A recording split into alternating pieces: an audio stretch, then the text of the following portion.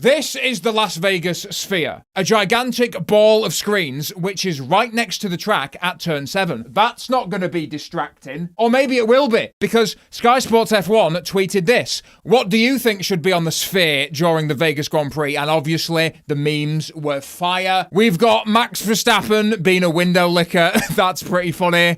The Fernando Alonso forehead. Toto Wolff looking like a nonce. Team LH went with hashtag Red Bull Cheats as per. It's been 2 years. Stop it. We've got Nicholas Latifi, Logan Sargent, Fernando Alonso having an existential crisis. The Lance Stroll meme from the Monaco Grand Prix when the TV director committed a crime against humanity. And then multiple people suggested the scene from Drive to Survive where Toto Wolff had a mental breakdown. You've got a problem. Change your fucking car. Then you change your car because Checo has been saying the car is fucked and your driver's been going out. Speak to my drivers. All of these are great suggestions, but then I chimed in with my idea, which is Gorlock the Destroyer. If you don't know who Gorlock the Destroyer is, it's this fat trans woman. Is it a woman or is it a man? I think it's both. This human mudslide who goes on every single podcast talking about how she can shag whichever man she wants. Babe, your man is probably in my fucking DMs and I could have had him as a body literally last week if I wanted to. Imagine being that arrogant when you have the body composition of a wedding cake. And somehow the Las Vegas Sphere makes her head look less round. Right, listen. We're going to be silly today because the Las Vegas Grand Prix is clearly a shit show and I refuse to take it seriously. So if Formula One does not put the trans wedding cake on the Sphere, then I will be very disappointed. I do have one more suggestion. I don't like them putting chemicals in the water that turn the friggin' frogs gay. Do you understand that? Turn the friggin' frogs gay. Serious crap. Gay. Frogs, friggin' frogs. It's not funny. I'm gonna say it real slow for you. Gay. Frogs. Right, let's stop dicking about with the bloody Sphere and get to the Formula One business. Oh yeah, there's a Formula One race on this weekend. You might not have noticed with all of the PR stunts and the cringy social media content and all of the memes about the track looking like an upside down pig. In fact, let's start with the pig, shall we? This is the Las Vegas Formula One track and it cost $500 million to create. That's a lot of guacamole. And most of that guacamole was spent over here on the start-finish line. This little square was actually purchased by Formula One themselves for $240 million.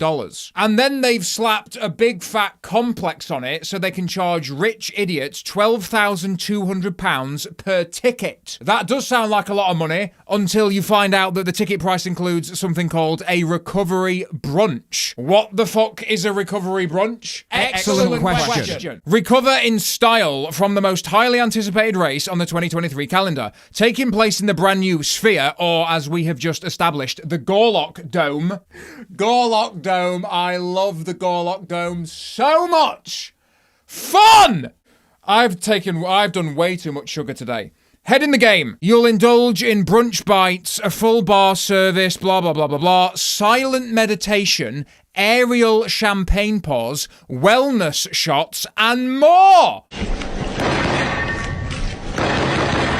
So, once the cars fly past all of the people who were stupid enough to buy the paddock tickets, they arrive at the first 2 corners. A sweeping left-right combination leading onto the back straight. DRS wide open, slipstream down to a 90-degree right-hander and into the trans wedding cake section. Now, you can't see it from this angle because Gorlock's fat head is in the way, but right here is a chicane, and this is what the drivers will have to navigate through whilst not getting distracted by the Sphere. Once the drivers have navigated through the trans wedding cake chicane, there's another left-hander before a long winding run behind the Venetian Hotel complex. Now, this bridge right here has been the centre point of some controversy because Formula One has put up screens on the bridge to deliberately obstruct the view of the Commonwealth pigs who haven't paid for a ticket. And the Commonwealth pigs are not happy about it. Work being done on all those pedestrian bridges to block the race view does not have many fans. It's even getting vandalized. So we are on the pedestrian bridge over Sands that connects the Venetian to the Wynn, and this bridge in particular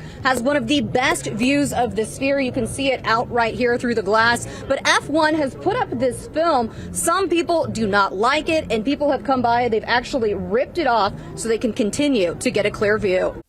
Yes, fight the power. People are vandalising the screens because they want to see the Gorlock Dome. Unfortunately, Formula One has responded by putting up even more screens and also metal gates to stop people ripping down the screens. They say it's for safety purposes, and by safety, they mean capitalism. So after the cars go under the Capitalism Bridge, it's another 90-degree corner onto the main straight. 1.9 kilometres, making it the second longest straight on the Formula One calendar, giving the drivers plenty of time to take in the iconic landmarks of Las Vegas. For example, Treasure Island, where a man murdered his girlfriend, leaving her dead body in the hotel room, and then threw himself off the top of the Hoover Dam. Fun! Then we have the Mirage Hotel and Resort, which is just a front for a dolphin concentration camp. According to dolphinproject.com, 17 dolphins have died at the Mirage, including 4 deaths in the last 10 months. The facility has one of the worst records for dolphin deaths in the United States. Fun! And then we've got Caesar's Palace. This is where Mike Tyson punched Alan in The Hangover for stealing his tiger. It was also proven in The Hangover that this is not Caesar's actual palace.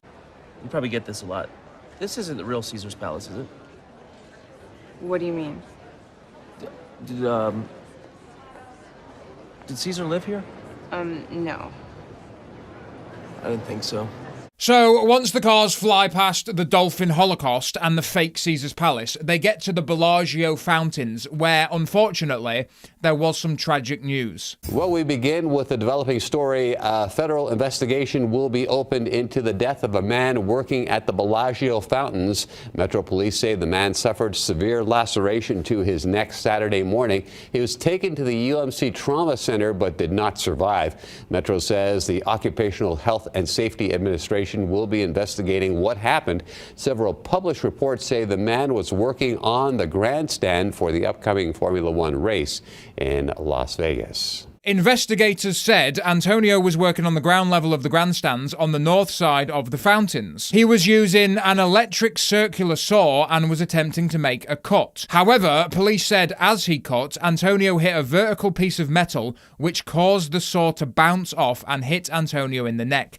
This reminds me of when they were building the Miami Grand Prix track a couple of years ago. 2 construction workers were severely burned and airlifted to hospital. Listen, it's not proper capitalism unless minimum wage workers get injured and die. Grow up. So we've got a crime scene, a dolphin concentration camp, a fake Caesar's Palace, more death, and then the final corner. Another boring left-hand sequence of corners onto the pit straight and back towards all the rich morons who paid £12,200 to drink wellness shots and do silent meditation. And that concludes my unofficial tour of the Las Vegas Grand Prix Upside Down Pig. So there's a lot of pressure on Formula One this weekend, and not just because they spent $500 million building the Upside Down Pig and spent the last 2 years hyping it up, but also because we're coming off the back of a triple header. And in each one of these races, some form of shite hit the fan. At the US Grand Prix, Lewis Hamilton was chasing down Max Verstappen for the win and crossed the line barely 2 seconds behind him before getting disqualified for an illegal plankway infringement. As you can imagine, Team LH didn't take that too well. I'm gonna kill myself!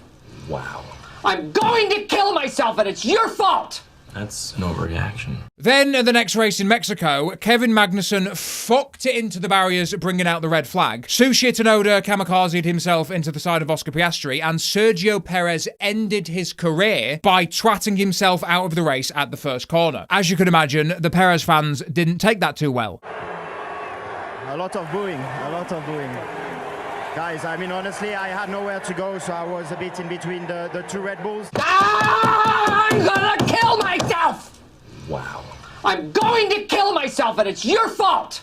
That's an overreaction. And then at the last race in Brazil, Lance Stroll qualified third on the grid after his father manipulated the weather for the second time this season. Remember how I explained a few videos ago that Lawrence Stroll is pouring chemicals into the atmosphere to manipulate the weather to benefit Aston Martin? And the last time he did that was to get the Imola Grand Prix cancelled, so Mercedes couldn't introduce their upgrades until the Monaco Grand Prix. Yeah, well, he did that again. Halfway through the final part of qualifying in Brazil, the clouds turned black and the pit of hell opened up in the sky. There was a video of a canopy getting ripped off the top of the Turn 4 grandstand. The entire roof collapsed at the final corner grandstand, almost decapitating a photographer, and even worse, the window licker outqualified Fernando Alonso. Then on Sunday, Martin Brundle interviewed Machine Gun Kelly and gave everybody watching a cringe-induced aneurysm. Then Ferrari did the most Ferrari thing ever when Charles Leclerc fucked it into the barriers on the formation lap after the hydraulics failed on his car. Oh dear,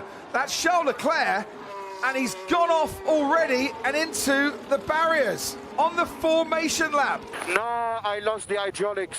I lost the hydraulics. Why the am I so unlucky? Why the am I so unlucky? You know what's funny about that, aside from the obvious, is the marshals took a picture with his Ferrari behind the barriers. And if all of the marshals are in the shot, then who took the picture? R.I.P. Charles. I'm gonna kill myself! Wow. I'm going to kill myself, and it's your fault! That's an overreaction. Then when the race started, half the field shat themselves, bringing out the red flag. Lando Norris had a run on Max Verstappen for the lead of the race, which was adorable. But the best moment of the race, and maybe the entire season, was Fernando Alonso holding off Sergio Perez for the final step of the podium. Fernando used his big, beautiful brain by taking unorthodox racing lines through the final corner, making it difficult for Perez to launch an attack. And he did this for 37 laps. But then, with 2 laps to go, Perez finally got him into the first corner, and that should have been it, because the Red Bull is way faster than the Aston Martin. There was only 1 lap to go, making a comeback almost impossible. And then Fernando said, "Hold my cock." Here we go. Is there a chance to respond for Fernando Alonso? Forces a defensive move. That's not what Perez needs. If he goes off the racing line, he could be vulnerable to 4. Alonso is going to get the run down at turn number 4. This is going to be super aggressive between the two of them. Alonso's fought his way back through. What a move, Fernando Alonso! On the last lap, Fernando Alonso across the line. He gets close. He just hangs on in a superb finish to the line. It was decided for third place by 53 thousandths of a second. Oh, it's beautiful. We got a final lap overtake, and then a drag race to the line with a photo finish. And that's what Las Vegas has to compete with. Formula One at its finest. So will the Las Vegas Grand Prix live up to all of the hype? Who cares? Because the Mirage Hotel is running a dolphin concentration camp, Caesar's Palace is not Caesar's actual palace, and the government is pouring chemicals into the water to turn the frogs gay. Thank you and goodbye. Turn the friggin' frogs gay!